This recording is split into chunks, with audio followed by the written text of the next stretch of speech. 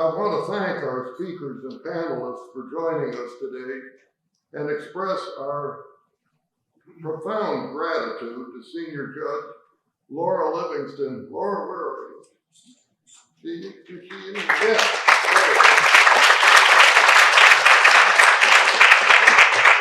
And Betty Valley Torres, the Executive Director of Texas Access to Justice Foundation.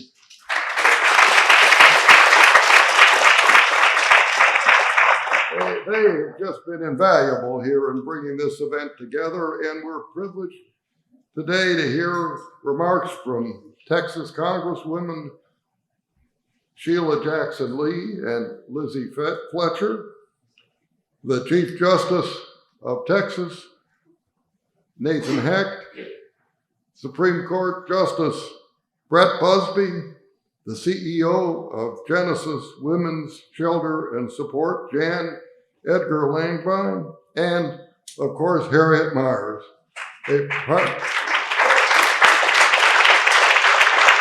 not only a partner at Lock Lord, but chair of the Texas Access to Justice Commission. And she's been a founding co-chair of our LSC's Leaders Council, principal architect of today's wonderful forum, and she's had to put up with me for almost a decade.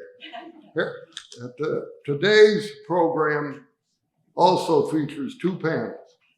The first, moderated by Texas State Bar President Cindy Tisdale, focuses on domestic violence.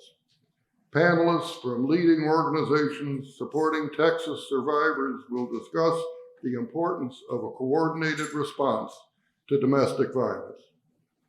LSC's remarkable president, Ronald Flagg, moderates a second panel, which features members of the Texas Access to Justice Commission, who will discuss the role of regulatory reform in expanding access to legal help for low-income and rural Americans.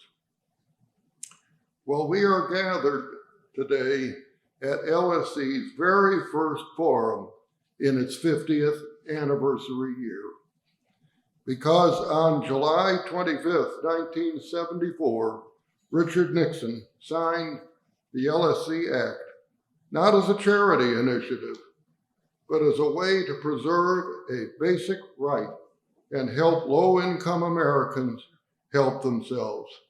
And I quote, "We have learned that legal assistance for the poor, when properly provided, is one of the most constructive ways to help them help themselves.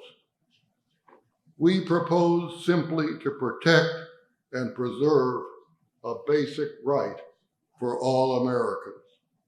Well, protecting this basic right has been central to the mission of LSC since its founding. As another United States President, George H.W. Bush, observed 10 years ago during LSC's 40th anniversary, and I quote it, "LSC plays a vital role in our civil justice system and our country, funding programs in every state that make a crucial difference to millions of low-income Americans. Without the assistance offered by LSC-funded programs, many low-income Americans would simply be excluded from access to civil justice system. For 4 decades, LSC has championed this core American value, equal justice, equal access to justice," unquote. Well, this quintessential American promise of equal access to justice is the inspiration for our 50th anniversary commemoration and outreach campaign, which we are calling Protecting the Promise. The many projects, events, and initiatives we have planned across the country for our Protecting the Promise campaign will shed new light on a wide variety of issues related to ensuring equal access to justice and our persistent, I believe, disgraceful failure to make this foundational value a reality for so many Americans. LSC's 2022 Justice Gap Report quantifies this failure sums up the situation in one head-turning statistic. Low-income Americans do not receive any or enough legal help for 92% of their substantial civil legal problems. Chronic underfunding of LSC and its grantees is helping to fuel this crisis. LSC's network of 131 grantees with more than 900 offices across our country, employing over 10,000 lawyers and paraprofessionals, they're working so hard to stretch their limited resources to cover as many individuals and families as they possibly can. Yet our studies have confirmed that as hard as they're working, they have to turn away so many because of a lack of resources. And here in Texas, while LSC's 3 grantees closed an impressive 68,788 cases, to be precise, in 2022, the highest among all states. Only a fraction of those eligible for LSC-funded services actually received them. Estimates suggest that no more than half. Some accounts, unfortunately, in places in our country, less than 10% of those qualified receive the assistance they need. So as grateful as we are that Congress increased LSC's funding to $560 million last year, clearly much, much more is needed to close the justice gap after years of wholly inadequate resourcing.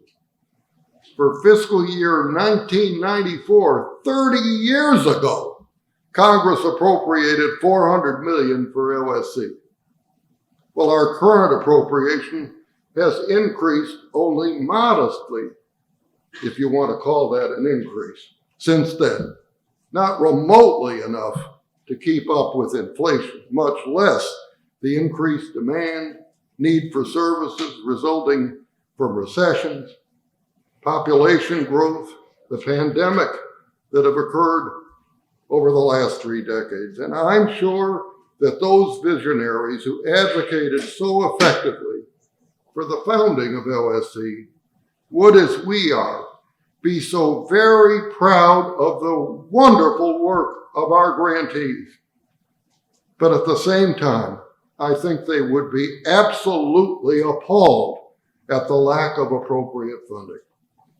To remedy this, last March, LSC requested from Congress $1.5 billion for its 2024 fiscal year budget. This request not only responded to the chronic underfunding of LSC, but also recognizes the vital role that equal access to justice plays in maintaining one of the pillars of our democracy, the rule of law. As Ivan Fong, Executive Vice President, General Counsel of Medtronic, powerfully observed a few months ago at LSC's Access to Justice Forum in Washington, and I quote him, "When people don't have access to justice, or even perceive that they can get a fair shake in our court system, that erodes our commitment to equal justice under law and to the rule of law. The consequence of this failure is that it risks causing people to lose faith in our democratic system and our system of justice." As we launch the Protect Our Promise, the Promise campaign, LSC will seek to raise even greater awareness of the importance of access to justice, engage our supporters by building communities of stakeholders across the country, and recruiting new advocates from many sectors of our country. It's particularly apt that LSC's first anniversary year forum is being held here in Texas. President Lyndon Johnson's Great Society and War on Poverty established the Office of Economic Opportunity that paved the way for the Legal Services Corporation. And its director, Sergeant Shriver, laid out both the rationale for and trajectory of what would become the Legal Services Corporation in remarks to the American Bar Association given in 1965. And I quote him, "The extension of legal services to the poor is only a means of a more universal end, one we both share, the establishment of the rule of law," he added. And he went on, "It is that ordered quest for dignity, for justice, and for opportunity that is a central concern of society today." Well, for 50 years, LSC funded civil legal aid organizations all across this country have pursued this ordered quest for justice. And as we recognize this milestone anniversary, we will redouble our commitment and our efforts to protect the promise of equal justice and make it a lived reality for all Americans. Thank you very much.